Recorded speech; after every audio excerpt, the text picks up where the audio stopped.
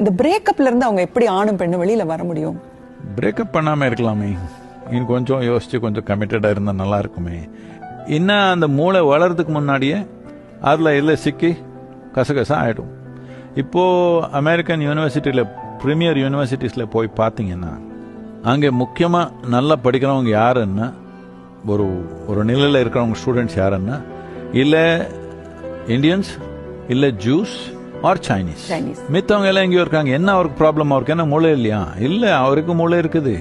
பிரச்சனை என்ன, 18 ஆகிறதுக்குள்ள 18 பாய் friend girl friend ஆயிட்டாங்க.